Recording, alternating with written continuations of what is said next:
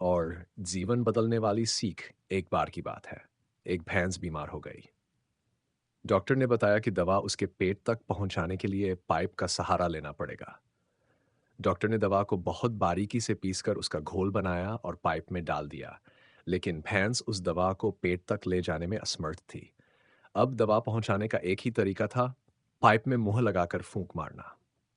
Doctor ने हिम्मत करके पाइप को मुंह में लगाया और जोर से फूंक मारने लगा।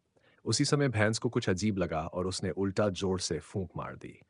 जो दवा भैंस के पेट में जानी थी, वही दवा डॉक्टर के मुंह में चली गई।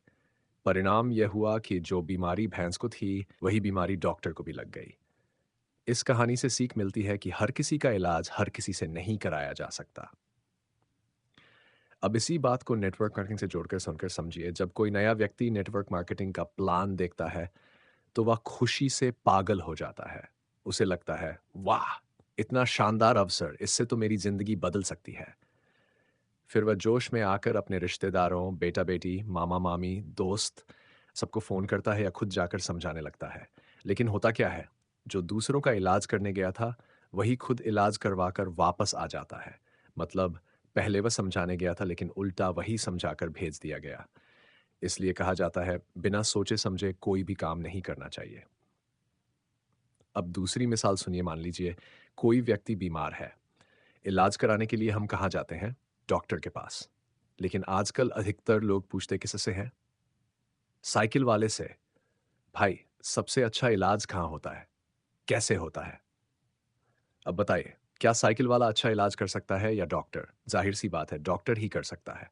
फिर भी हम सलाह लेते हैं ऐसे लोगों से जिन्हें खुद रास्ता नहीं पता। अब इसे ज़िंदगी से जोड़िए। अगर आपको अपनी ज़िंदगी बदलनी है, तो सलाह उनसे लीजिए जो ज़िंदगी बदल रहे हैं, जो ज़िंदगी बदल चुके हैं या जो सही रास्ते पर चल रहे हैं। लेकिन लोग किससे पूछते हैं? ऐसे लोगों से जिन्होंने 6 महीने से चप्पल तक नहीं बदली है। अब बताइए, जो खुद आगे नहीं बढ़ रहा, वो आपको आगे बढ़ने की सलाह क्या देगा? इसलिए सही लोगों से सलाह लीजिए, तभी सही दिशा मिलेगी। अब तीसरी और सबसे मज़ेदार मिसाल। एक बार 4 दोस्त साथ बैठकर चाय पी रहे थे। अचानक सभी की चाय में 3-4 मक्खियाँ गिर गई। अब बताइए, क्या आप वो चाय पिएँगे या फेंक देंगे? ज़ाहिर है, फेंक देंगे। अब मान लीजिए आपके घर शादी है और आपने 1.5 किलो शुद्ध देसी घी मँगाया है। उसमें पेचीज-वेचीज़ मक्खियाँ गिर गई। अब बताइए, आप मक्खियाँ फेंकेंगे या पूरा घी? निश्चित रूप से मक्खियाँ फेंकेंगे, घी नहीं। क्यों? क्योंकि घी महँगा है और चाय सस्ती। यही ज़िंदगी का सबसे बड़ा सूत्र है। जिस चीज़ को आप सस्ता समझकर देंगे, लोग उसे फेंक देंगे। जिस चीज़ को आप महँगा समझकर देंगे, लोग उसे सँभाल कर रखेंगे। इसलिए जब आप किसी को ये अवसर दें, तो इसे घी की तरह कीमती समझकर दें और हमेशा अपने सीनियर, लीडर या मार्गदर्शक के साथ ही लोगों तक जाएँ। तभी आपका काम मज़बूत बनेगा और परिणाम शानदार आएगा। अंतिम सलाह, जब भी कोई नई जानकारी मिले, उसी व्यक्ति के साथ जाकर लोगों को बताइए, जिससे आपको वो जानकारी मिली है।